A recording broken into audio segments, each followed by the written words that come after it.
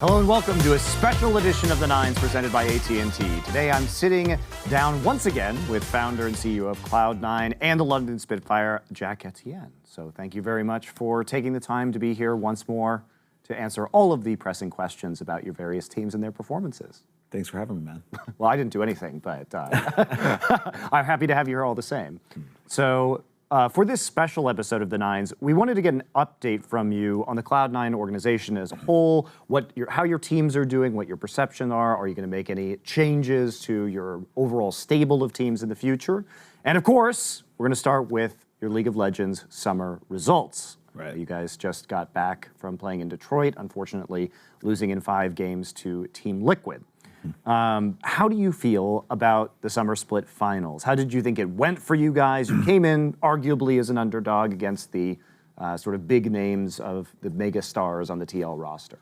Yeah, so the initial shock is kind of worn off. So I'm kind of a little more reflective of how it went. And I actually think we did quite well. When you think about it, we still have an extremely young roster. Right. And we were playing against a team that has 2 world champions and 3 super veterans. When you take a step back and think about what we've been building for the last year and a half, I think going to Game 5 against a team like Team Liquid, which is so incredibly good, is a really good result. And our players learned a lot. They're walking away with more experience, and we're going. We're already locked into Worlds, which again is also monumental for our organization. It's been 4 years of gauntlet. So now we actually have time to plan and take a breath and go into this event really prepared. So walking away from Detroit, I feel good. And I feel like my team is, we were very close to actually pulling off a victory there. But it really shows the strength of my players that, they're not giga tilted right now and looking to just quit on me. They're immediately thinking, okay, let's get ready for Worlds. Let's get things set up and be prepared. Well, I think the best of 5 was highly winnable as well, which motivates you in a way. A close loss can give you that motivation, especially like you're saying, when you know that you're already going to the World Championship, so that road to redemption is kind of already there in the next couple of months. So something else to be excited about for sure. So going forward, last year you guys did amazingly at the World Championships, making it all the way into the semifinals. If the team does just okay, maybe you barely don't make it out of groups or you fall out in the quarterfinals, what do you do going into next season? What satisfies you as far as a result? And if that result doesn't live up to your expectations, then what is your stance with the team? Going into this Worlds, we have set our aspirations high. If we don't make it to finals, we're going to be disappointed. Really? Right. And so, prepare yourself for disappointment. Continue. So, every year, Reaper and I kind of set a goal for ourselves, and each year it's gotten stronger and stronger. It used to always be if we could get to quarterfinals, we're good. Can we get to semifinals? That's great, and we've now achieved that. The next step, naturally, is to get to finals. If we were to go out in groups, it would be a shock to us at this point, and we would really need to reevaluate what we're doing and how we need to improve. We do that already. Even if we have, with the semifinal result, we still took a step back and thought, oh, hey, that was great, but what could we have done better? We went 0-3 in semifinals. That doesn't feel good. We made some changes, and I feel like this team is actually the strongest iteration of Cloud9 that we've ever had. So we want to do better than we did last year, and that is get to finals.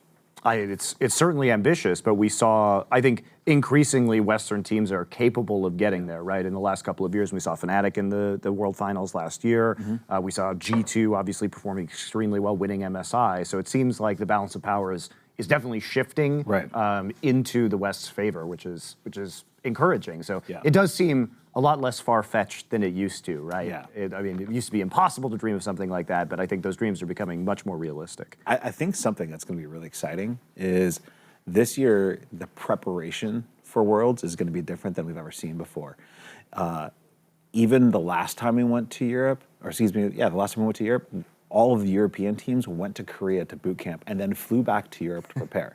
Quite different this year. This year, all the Western teams, the United States and Europe, are all going to be doing their boot camping in Europe and scrimming against each other. And the Korean teams and the Chinese teams and the Asian teams are all going to be staying in the East while they prepare. So it's going to be a really huge clash of metas.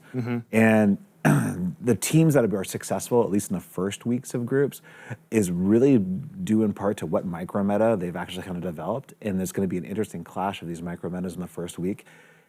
Which one is stronger? And then, of course, week 2, who adjusts faster to whatever's stronger and who's better at that. Yeah, I think it's going to be tough, especially when are they still doing the group stage where it's like all the days in a row without a break, because making the transition to metas is very difficult when you don't have that break anymore. Yeah, it's I believe it's going to be similar to last year, where you're going to have your first week spread over time, and then if you happen to be that group in the second week that plays the first day, you have almost no time to adjust. So if you happen to have had the stronger meta, that's a huge advantage to you because the other teams didn't have a chance to adjust and you play all your games in one day. However, if you're the last game, if you're the last day of group stages on the second week and you say you had a really strong meta, the other teams have a whole week of scrims to adjust. So if you recall our infamous 3-0 week 1 to 0-4 week 2, we happened to be on the very last day of the second week of group stages, and everyone adjusted to what we brought. Okay. Yeah. I mean, it does seem like schedule is going to play an absolutely huge part of that as well. Yeah.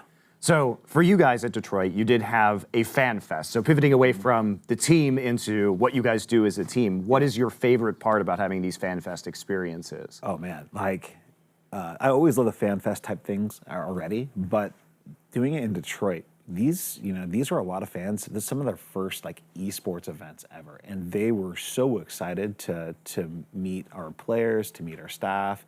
I loved it. Just the excitement from the fans, it's contagious, right? And we also happen to have Medios is in town to do some desk work at the event. He came by and visited. He's wearing a Cloud9 shirt, which made me super happy. And I just love that guy. I'm sure his team didn't like that very much. I mean, they were there.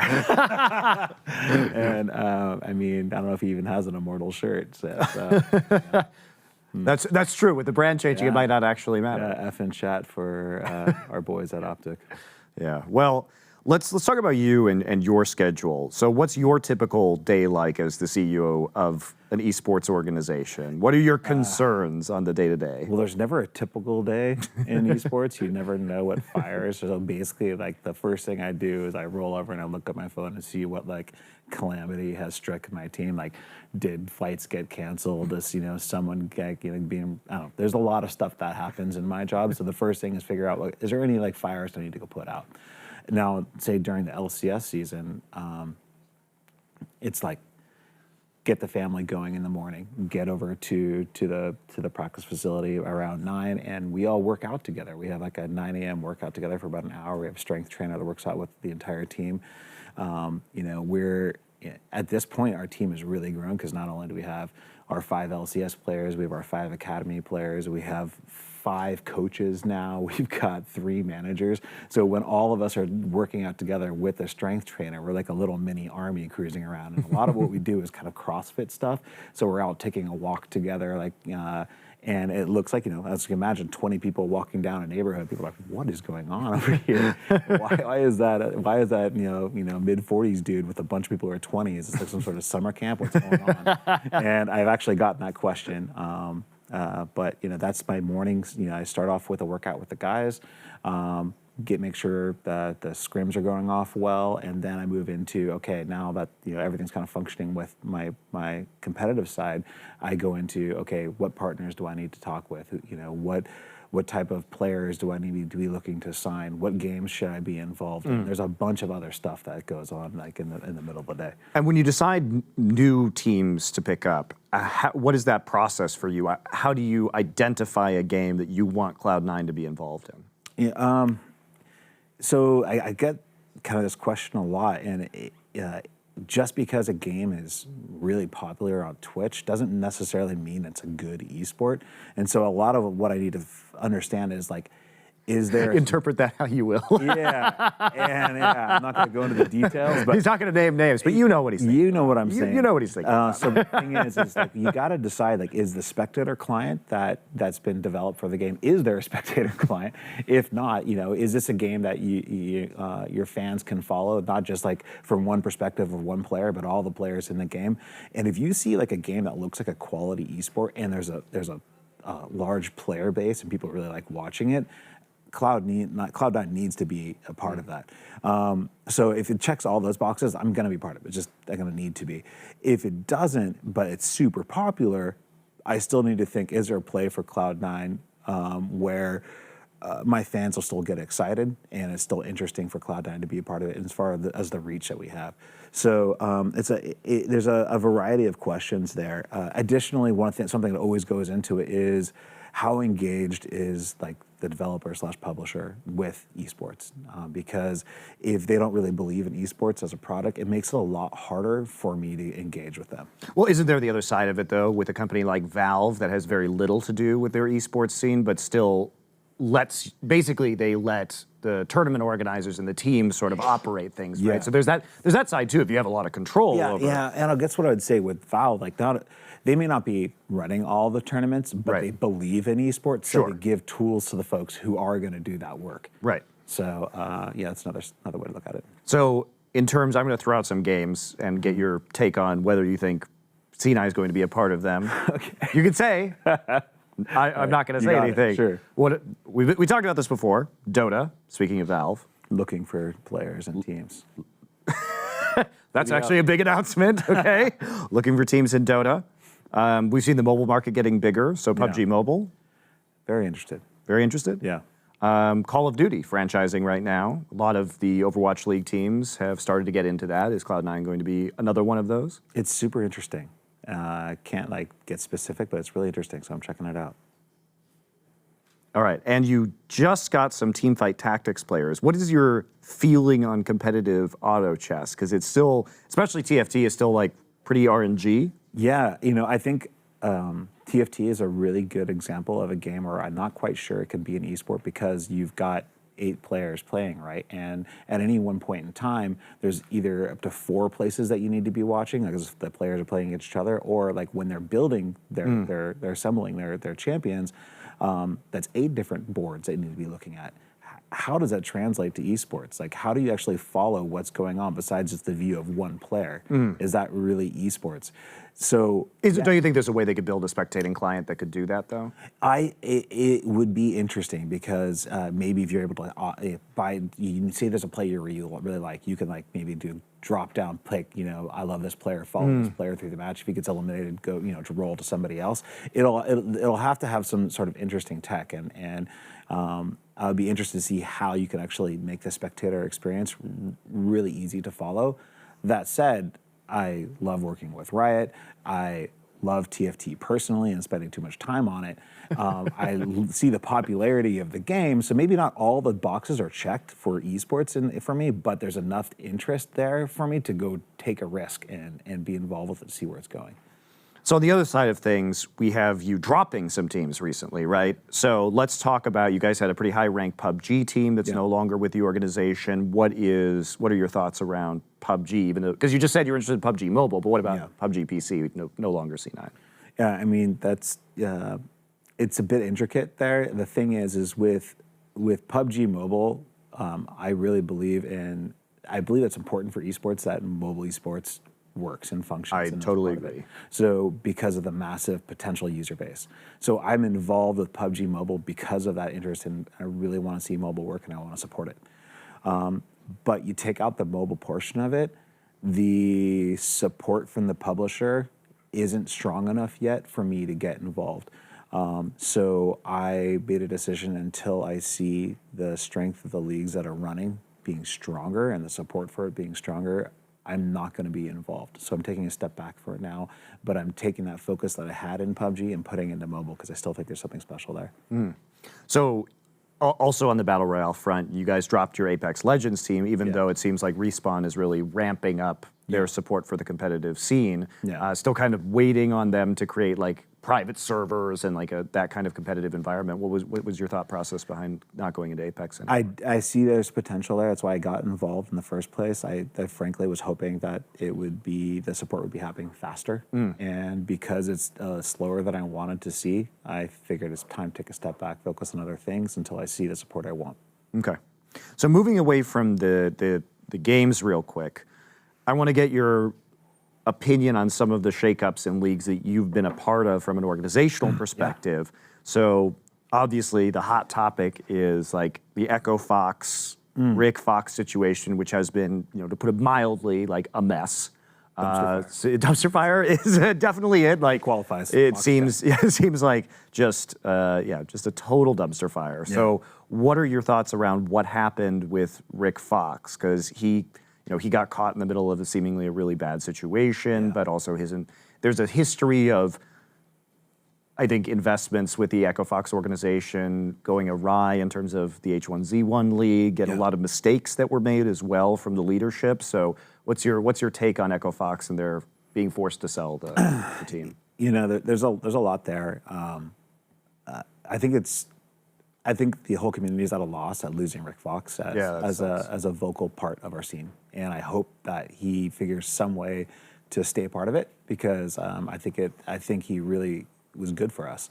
That said, I don't know exactly what happened behind the closed door of Echo Fox. No one, I think, really does. No, it seems like there's been a he said, she said. Yeah, so I'm not willing to point a finger at what happened, but what I do know is that place had a lot of problems.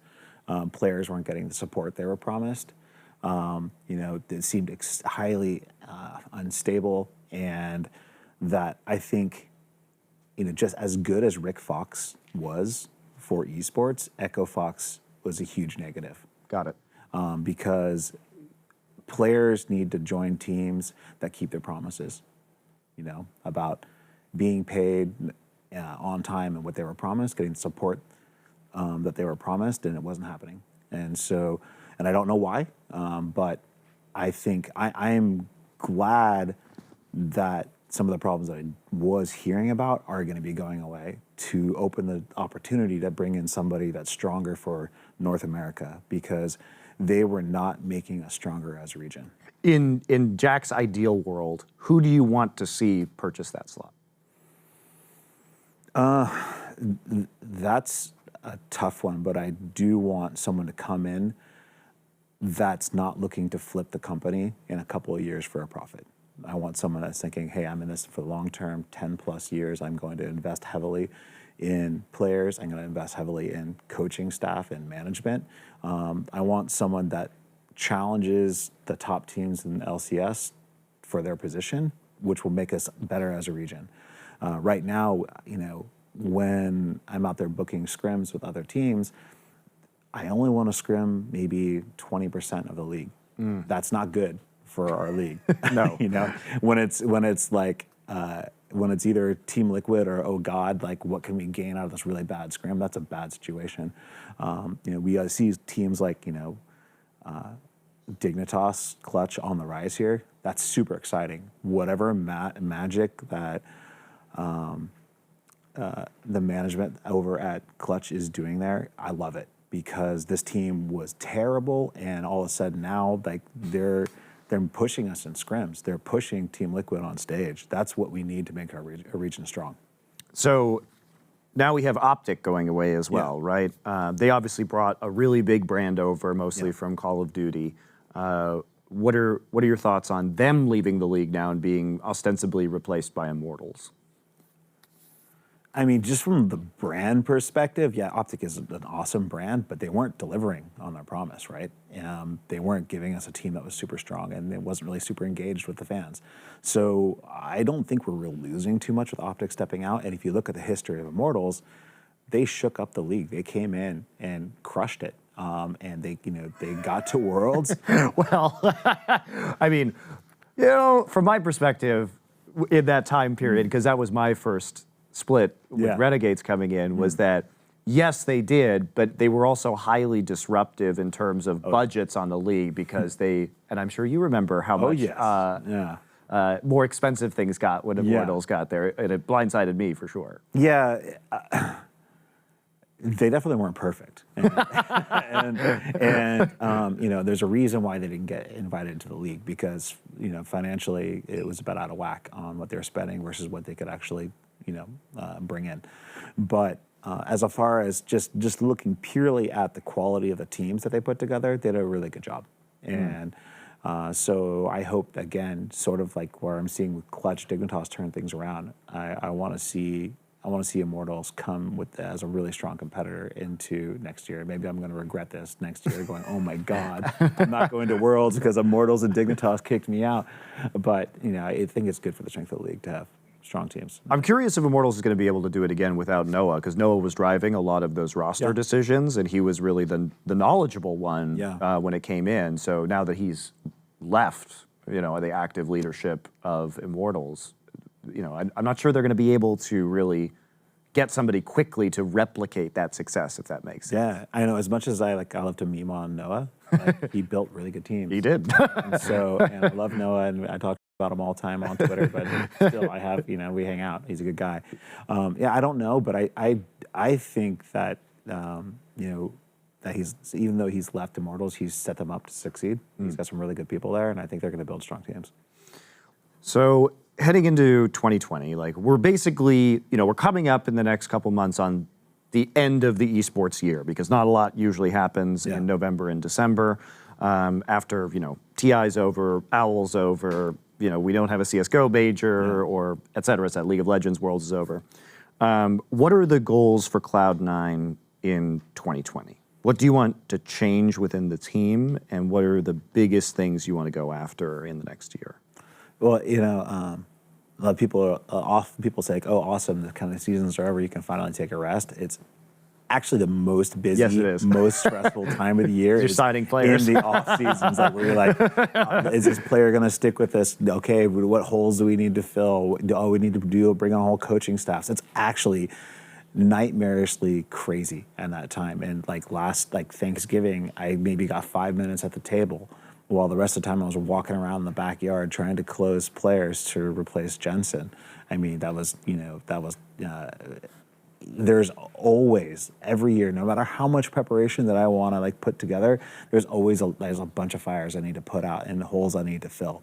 So when I'm thinking about 2020, I feel like even though we may not be bringing home as many championships right now in 2019 as we did in 2018, well, that would be almost impossible to do. To be fair, it would be pretty much.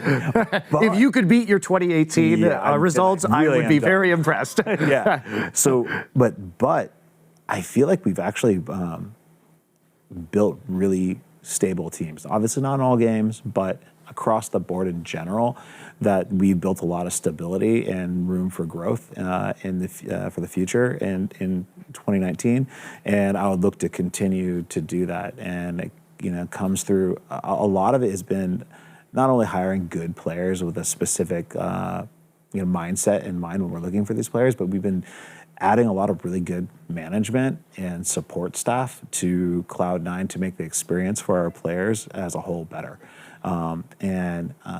I'm excited to see a lot of these hires that happened this year, what improvements they can bring for next year. Yeah, fair enough. So do you ever get a vacation? Because not during the off season. Do you take one? I took the longest vacation I've taken in 8 years in the last couple of months. Where'd you go?